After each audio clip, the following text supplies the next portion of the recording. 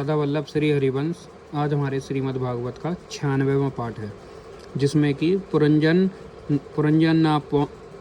पुरंजनोपाख्यान का तात्पर्य बताया गया है। राजा प्राचीन बरही ने कहा, भगवान, मेरी समझ में आपके वचनों का अभिप्राय पूरा नहीं आ रहा है। विवेकी पुरुष ही इनका तात्पर्य समझ सकते हैं, हम कर्म मोहित जीव नहीं। श्री नारद जी ने कहा, राजन, पुरंजन नगर का निर्माता जीव है, जो अपने लिए 1, 2, 3, 4 अथवा बहुत पैरों वाला या बिना पैरों का शरीर रूप पुर तैयार कर लेता है। उस जीव का सखा, जो अविज्ञात नाम से कहा गया है, वह ईश्वर है, क्योंकि किसी भी प्रकार के नाम, गुण अथवा कर्मों से जीवों को उसका पता नहीं चलता।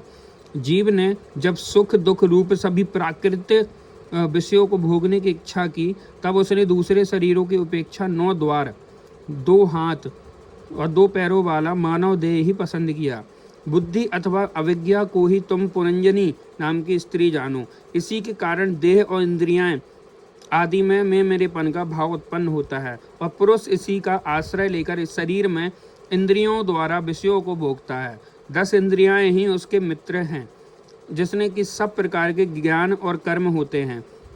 इंद्रियों की वृत्तियां ही इसकी सखियां और प्राण अपान व्यान उदान समान रूप 5 वृत्तियों वाला प्राण वायु ही नगर की रक्षा करने वाला फन का सर्प है।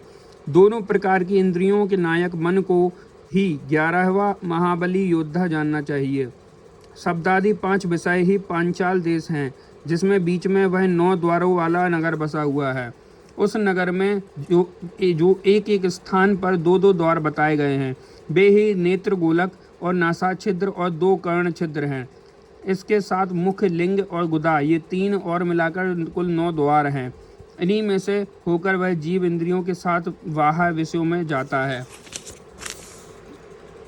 इसमें 2 नेत्र गोलक, 2 नासा छिद्रीय और 1 मुख, ये 5 पूर्व के द्वार हैं। दाहिने कान को दक्षिण का कान और बाएं कान को उत्तर का द्वार समझना चाहिए। गुदा और लिंग, ये नीचे के 2 छिद्र पश्चिम के द्वार हैं। खगोता और आविर्मुखी नाम के जो द्वार एक स्थान पर बतलाए थे, वे नेत्र गोलक हैं, तथा रूप विभ्रजित नामक देश है, जिसका इन द्वारों से जीव चक्षु इंद्रियों की सहायता से अनुभव करता है। चक्षु इंद्रियों को ही पहले गुमान नाम का सखा कहा गया है। दोनों नास छिद्र ही नालिनी और नालिनी नाम के द्वार हैं, और नासिका का विषय गंध ही सौरभ देश है, तथा घ्राणेन्द्रिय अवधूत नाम का मित्र है।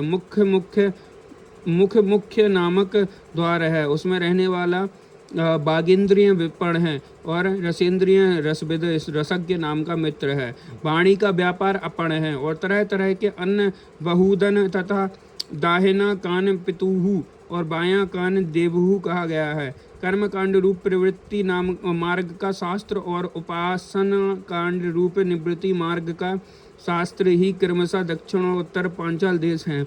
उन्हें श्रवणेन्द्रिय रूप श्रुतबधर की सहायता से सुनकर जीव क्रमशः पितृयान और देवयान मार्गों में जाता है। लिंग ही आसुरी नाम का पश्चिमी द्वार है। स्त्री प्रसंग ग्रामक नाम का देश है, और लिंग में रहने वाला उपस्थेंद्रिय दुर्मद नाम का मित्र है। गुदा निरृति नाम का पश्चिमी द्वार है। नरक बैसक नाम का देश है, और गुदा में स्थित वायु इंद्रिय लुब्धक नाम का मित्र है। इनके सिवा 2 पुरुष अंधे बताए गए थे, उनका रहस्य भी सुनो। वे हाथ और पाँव हैं, इन्हीं की सहायता से जीव क्रमशः सब काम करता और जहाँ तहाँ जाता है। हृदय अंतःपुर है, उसमें रहने वाला मन ही विसूचीन नाम का प्रधान सेवक है। जीव उस मन के सत्वादी गुणों के कारण ही प्रसन्नता, हर्ष रूप विकार अथवा मोह को प्राप्त होता है।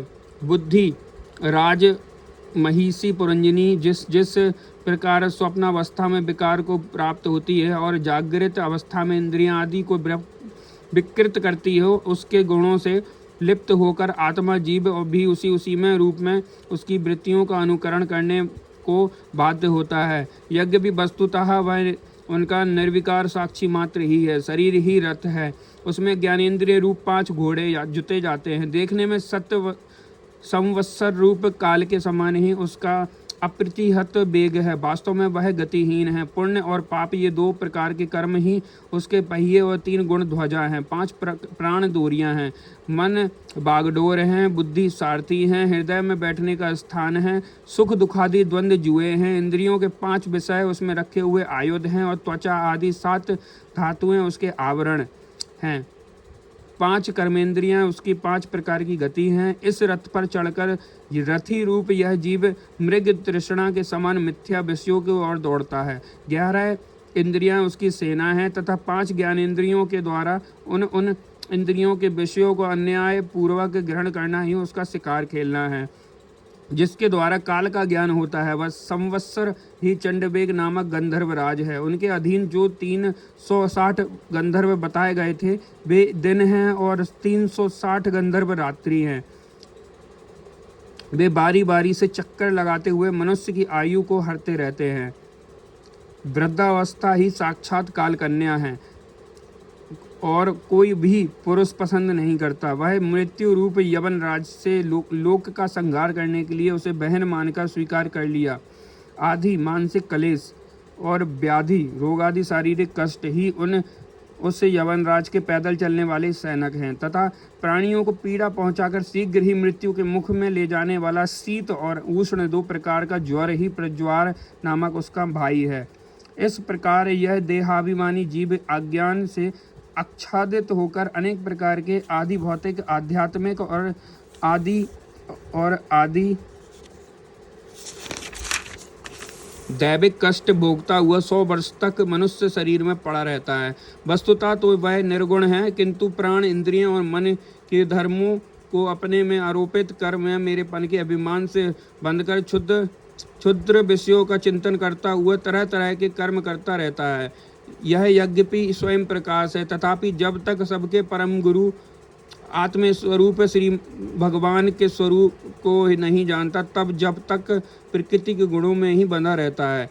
उन गुणों का अभिमानी होने से वह विवश होकर सात्विक राजस और तामस कर्म करता है तथा उन कर्मों के अनुसार भिन्न भिन्न योनि में जन्म लेता है।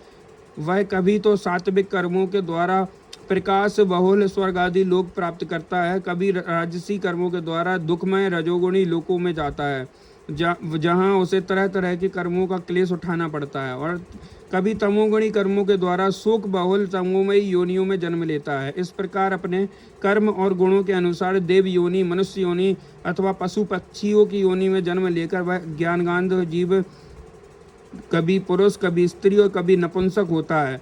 जिस प्रकार बेचारा भूख से व्याकुल कुत्ता दर दर भटकता हुआ अपने प्रारब्ध अनुसार कहीं डंडा खाता है तो कहीं भात खाता है, उसी प्रकार यह जीव चित्त में नाना प्रकार के वासनाओं को लेकर ऊंचे नीचे मार्ग में ऊपर नीचे अथवा मध्य में लोकों में भटकता हुआ अपने कर्मानुसार सुख दुख भोगता रहता है। आदि दैविक, आदि भौतिक और आध्यात्मिक इन 3 प्रकार के गुणों में से किसी भी एक से जीव का सर्वदा छुटकारा नहीं हो सकता। यदि कभी वैसा जान पड़ता है तो वह केवल तत्कालिक निवृत्ति ही है। वह ऐसी ही है जैसे कोई सिर पर भारी बोझा ढोकर ले जाने वाला पुरुष उसे कंधे पर रख ले। इसी तरह सभी प्रतिक्रिया दुख निवृत्ति जाननी चाहिए।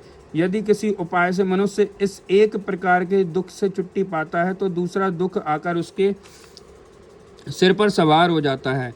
शुद्ध हृदय नरेंद्र, जिस प्रकार स्वप्न में होने वाला स्वप्रांतर उस स्वप्न से सर्वदा छूटने का उपाय नहीं है, उसी प्रकार कर्म फल भोग से सर्वदा छूटने का उपाय केवल कर्म नहीं हो सकता, क्योंकि कर्म और कर्म फल भोग दोनों ही अविज्ञा युक्त होते हैं। जिस प्रकार स्वप्नावस्था में अपने मनोमय लिंग शरीर से विचरने वाले प्राणी को स्वप्न के पदार्थ न होने पर भी भासते हैं, उसी प्रकार ये दृश्य पदार्थ वस्तुता न होने पर भी जब तक अज्ञान निद्रा नहीं टूटती बने ही रहते हैं और जीव को जन्म मरण रूप संसार से मुक्ति नहीं मिलती। अंततः इनकी आत्यंतिक निवृत्ति का उपाय एकमात्र आत्मज्ञान ही है। राजन, जिस अविज्ञा के कारण परमार्थ स्वरूप आत्मा को यह जन्म मरण रूप अनर्थ परंपरा प्राप्त हुई है, उसकी निवृत्ति गुण स्वरूप श्री हरि में सुदृढ़ भक्ति होने पर हो सकती है। भगवान वासुदेव में एकाग्रता पूर्वक सम्यक प्रकार से किया हुआ भक्ति भाव ज्ञान और वैराग्य आविर्भाव कर देता है। राजर्षि यह भक्ति भाव भगवान की कथाओं के आश्रित रहता है, इसलिए जो श्रद्धा पूर्वक उन्हें प्रतिदिन सुनता या पढ़ता है उसे बहुत शीघ्र इसकी प्राप्ति हो जाती है। राजन, जहाँ भगवत गुणों को कहने और सुनने में तत्पर विशुद्धि द्विचित्त भक्तजन रहते हैं और साधु समाज में सब और महापुरुषों के मुख से निकले हुए श्री मधुसूदन भगवान के चरित्र रूप शुद्ध अमृत की अनेकों नदियाँ बहती रहती हैं। जो लोग अतृप्त चित्त से श्रवण में तत्पर अपने कर्ण कुहरों द्वारा उस अमृत का छक्कार पान करते हैं, उन्हें भूख प्यास भय शोक और मोह आदि कुछ भी नहीं बांधा नहीं पहुंचा सकते। हाय, स्वभावतः प्राप्त होने वाले इन क्षुधा पिपासादि विद्रों से सदा घिरा हुआ जीव समुदाय श्रीहरि के कथामृत सिंधु से प्रेम नहीं करता। साक्षात प्रजापतियों के पति ब्रह्मा जी, भगवान शंकर, स्वयंभू मनु, दक्षादि प्रजापति गण, सनकादि नैष्टिक ब्रह्मचारी, मरीचि, अत्रि, अंगिरा, पुलस्य, पुलह, कृतु, भृगु, वशिष्ठ और मैं, ये जितने ब्रह्मवादी मुनिगण हैं समस्त बाड़मय के अधिपति होने पर भी तप उपासना और समाधि के द्वारा ढूंढ कर हार गए, फिर भी उस सर्वसाक्षी परमेश्वर को आज तक ना देख सके। वेद भी अत्यंत विस्तृत हैं, उसका पार पाना हंसी खेल नहीं है। अनेकों महानुभाव उसकी आलोचना करके मंत्रों के बताए हुए वज्र हस्त्र तत्वादि गुणों से युक्त इंद्रादि देवताओं के रूप में भिन्न भिन्न कर्मों के द्वारा यज्ञपि उस परमात्मा का ही यजन करते हैं, तथापि उसके स्वरूप को वे भी नहीं जानते। हृदय में बार बार चिंतन किए जाने पर भगवान जिस समय जिस जीव पर कृपा करते हैं उसी समय वह लौकिक व्यवहार एवं वैदिक कर्म मार्ग के बद्ध मूल आस्था से छुट्टी पा जाता है। बरहिस्मन, तुम इन कर्मों में परमार्थ बुद्धि मत करो, ये सुनने में ही प्रिय जान पड़ते हैं, परमार्थ का तो स्पर्श ही नहीं करते। ये जो परमार्थवत दिख पड़ते हैं इसमें केवल अज्ञान ही कारण है। जो मलिनमति कर्मवादी लोग वेद को कर्म रक बताते हैं वे वास्तव में उसका मर्म नहीं जानते। इसका कारण यही है कि वे अपने स्वरूप भूत लोक आत्म तत्व को नहीं जानते, जहाँ साक्षात श्री जनार्दन भगवान विराजमान हैं। पूर्व की अग्रभाग वाले कुशाओं से संपूर्ण भूमंडल को आच्छादित करके अनेकों पशुओं का वध करने से तुम बड़े कर्माभिमानी और उद्यत हो गए हो, किंतु वास्तव में तुम्हें कर्म या उपासना किसी का भी रहस्य पता नहीं है। वास्तव में कर्म तो वही है जिससे श्री हरि को प्रसन्न किया जा सके, और विद्या भी वही है जिससे भगवान चित्त लगे। श्री हरि संपूर्ण देहधारियों के आत्मा, नियामक और स्वतंत्र कारण है। अंततः उनके चरण तल ही मनुष्यों के एकमात्र आश्रय हैं और उन्हीं के शरीर में सबका कल्याण हो सकता है, जिससे किसी को अणु मात्र भी भय नहीं होता। वही उसका प्रियतम आत्मा है। ऐसा जो पुरुष जानता है वही ज्ञानी है, और जो ज्ञानी है वह गुरु और साक्षात श्री हरि है। श्री नारद जी कहते हैं, पुरुष श्रेष्ठ, यहाँ तक जो कुछ कहा गया है उससे तुम्हारे प्रश्न का उत्तर हो गया।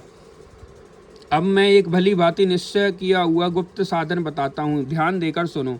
पुष्प वाटिका में अपनी हरिणी के साथ विहार करता हुआ एक हरिण मस्त घूम रहा था। वह दूब आदि छोटे छोटे अंकुरों को चर रहा था। उसके कान भौरों के मधुर गुंजार में लगे हुए थे। उसके सामने ही दूसरे जीवों को मारकर अपना पेट पालने वाला भेड़िया ताक लगाए खड़े है, और पीछे से शिकारी व्याध ने बींधने के लिए उस पर बाण छोड़ दिया है, परंतु हरिण इतना बेसुध है कि उसका कुछ भी पता नहीं है। एक बार इस हिरण की दशा पर विचार करो। राजन, इस रूप का आशय सुनो। यह मृत प्राय हरिण तुम ही हो। तुम अपनी दशा पर विचार करो। पुष्पों की तरह ये स्त्रियां केवल देखने में सुंदर हैं। इन स्त्रियों के रहने का घर ही पुष्प वाटिका है। इसमें रहकर तुम पुष्पों के मधु और गंध के समान क्षुद्र सकाम कर्मों के फल रूप जीव और जनेंद्रियों को प्रिय